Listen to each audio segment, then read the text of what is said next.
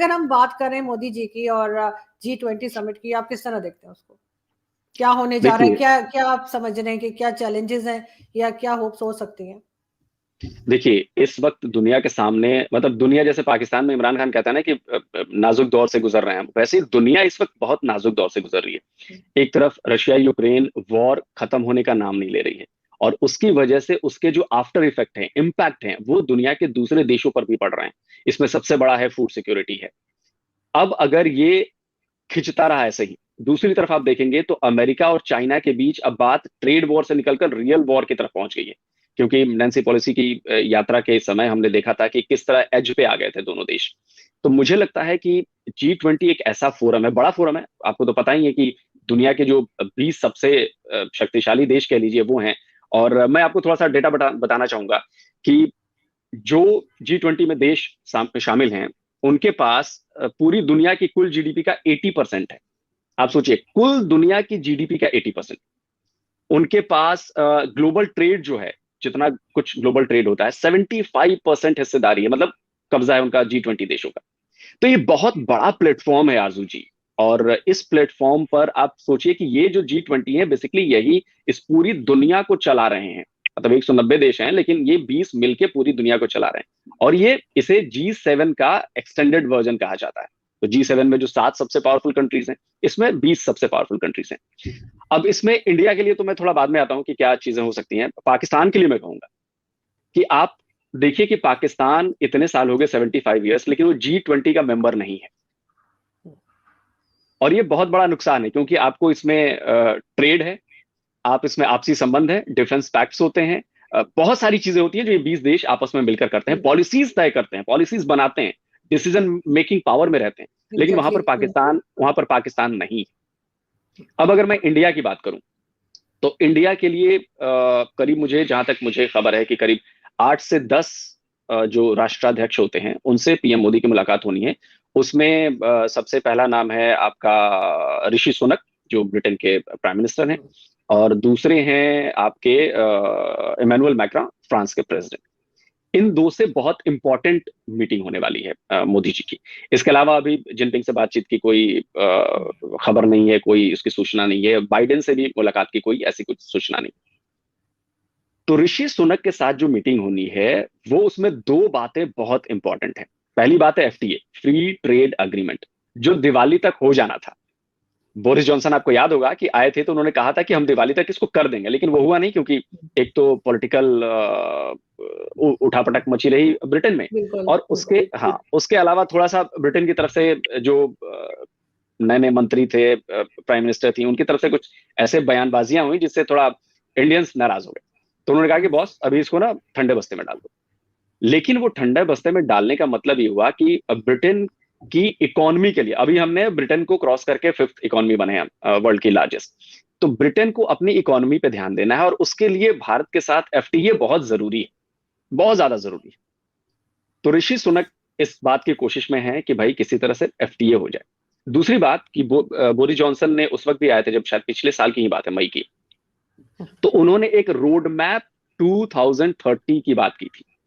मोदी जी भी थे, वो दोनों ने मिलकर ये बात कही थी कि ब्रिटेन और इंडिया के बीच के संबंधों को लेकर हम इसकी चर्चा करेंगे, इस पे बात करेंगे, कैसे बिजनेस बढ़ाएं, डिफेंस पैक्ट बढ़ाएं, और भी सारी चीजें, मैन्युफैक्चरिंग है, मिलकर कुछ काम करें। तो उस पर भी बात होनी। तो ये दो चीजें इंडिया के लिए बहुत ज्यादा इंपॉर्टेंट है। उसके बाद तीसरी चीज होती है जो मैक्रो के साथ मीटिंग है पीएम मोदी की। उसमें सबसे बड़ा जो इशू होने वाला है वो है इंडो पैसिफिक। आपको याद होगा, अभी से कुछ ही दिन पहले फ्रांस ने इंडो पैसिफिक को लेकर अपनी पॉलिसी जारी की है। और उसमें उन्होंने कहा है कि इंडिया बहुत बड़ा साझेदार है हमारा इंडो पैसिफिक में। और ये भारत के लिए भी फायदेमंद है कि भाई भारत के लिए भी इंडो पैसिफिक में उनको मजबूती मिलेगी चाइना के खिलाफ। सेंटर में तो चाइना ही है। तो ये बड़ी इंपॉर्टेंट बातचीत होने वाली है भारत के नजरिए से वहां बाली में। देखिए, आपने चाइना का कहा और चाइना अमेरिका के रिलेशन भी हमने देखा है कि काफी खराब रहे, लेकिन अभी आज ही की बात है बल्कि कि दोनों जगह के जो कहना चाहिए कि प्रेसिडेंट हैं, उनको मैंने आज हाथ मिलाते हुए देखा और बड़ी एक स्माइलिंग फेस था। वैसे देख के अच्छा ही लगा कि टेंशन कम है। लेकिन इस चीज को आप कैसे देखते हैं? कोई नई डेवलपमेंट होने जा रही है या एक सिर्फ ये पॉलिटिक्स खेली जा रही है? ये सिर्फ और सिर्फ पॉलिटिक्स है। देखिए, मुस्कुरा रहे हैं चेहरे पे, लेकिन मन में क्या चल रहा है वो दोनों नेता जानते हैं। दोनों नेता जानते हैं। अभी देखिए, रशिया यूक्रेन वॉर में चीन ने क्या किया? चीन ने रशिया का साथ दिया। जी। अमेरिका रशिया के खिलाफ है, हुँ, सैंक्शंस लगा रहा है, लोगों को, जो दूसरे देश हैं उनको भी कह रहा है कि भैया आप रशिया के साथ मत जाओ। तो यूक्रेन रशिया की वॉर में भी अमेरिका और चाइना दोनों एक दूसरे के खिलाफ हैं। हुँ, यही चीज ट्रेड वॉर में भी हो रही है, यही चीज इंडो पैसिफिक में भी हो रही है ताइवान को लेकर। और ताइवान पर चाइना का स्टैंड बड़ा क्लियर है। वो कहता है कि जी हम तो इसे मिलाकर रहेंगे, वो चाहे आप प्यार से मान जाओ या जोर जबरदस्ती से मानो, मिलाना तो है हमने। अमेरिका ऐसा होने नहीं देगा। तो हम जो चेहरे पे हंसी देख रहे हैं वो बेसिकली हंसी नहीं है, वो मजबूरी है, क्योंकि आप ऐसे प्लेटफॉर्म पे जहाँ पे आपको हंसना तो पड़ेगा, लेकिन पीछे बहुत सारी पॉलिटिक्स चल रही है और वहां भी हालात ठीक नहीं है। तो एक वॉर रशिया यूक्रेन में चल रही है और दूसरी वॉर की तैयारी इधर भी चल रही है। चाइना भी तैयारी कर रहा है और अमेरिका भी तैयारी कर रहा है। साल भर बाद हो, 2 साल बाद हो, लेकिन मुझे लग रहा है कि बहुत, अगर ज्यादा अच्छे तरीके से नेगोशिएशन नहीं हुई दोनों देशों के बीच में, तो वॉर हो सकती है। और ये फिर दुनिया के लिए और भी ज्यादा मुश्किल होने वाली है। लेकिन लोग बड़े सरप्राइज़ हुए हैं आज, ये जिस किस्म की फुटेजेस आई हैं दोनों की आपस में मिलते हुए, जो वीडियोज़ आ रही थी, हम देख रहे थे टीवी के ऊपर, तो लोगों को बिल्कुल भी उम्मीद नहीं थी।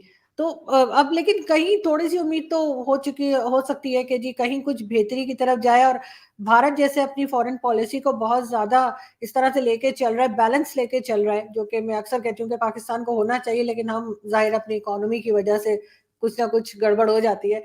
तो आपको लगता है भारत भी इसमें कोई रोल प्ले करेगा?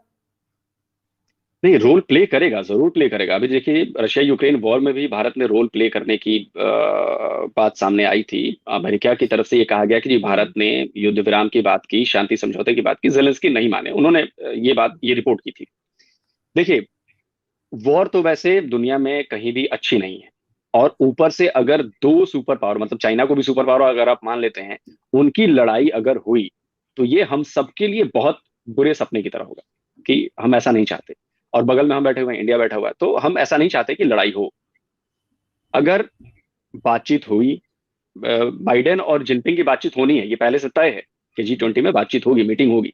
तो अगर दोनों पक्ष थोड़े से नरम रवैया अपनाएं, दोनों थोड़ा पीछे पीछे हटें, एक दूसरे की बात को समझें, इसके जो रिperकशन होने वाले हैं वो देखें, समझें कि दुनिया पर क्या असर पड़ेगा, तो मुझे लगता है कि बात बन सकती है। और ये अच्छी बात है कि अगर ऐसे संकेत मिल रहे हैं, बॉडी लैंग्वेज से ऐसा लग रहा है कि नहीं यार, थोड़ी सी नॉर्मलेंसी हो रही है, तो ये बड़ी अच्छी बात है। और इंडिया का इसमें रोल हो सकता है, क्योंकि देखिए इंडिया भी तो चाइना से टकराव की स्थिति में ही है ना, पिछले 2 ढाई साल से।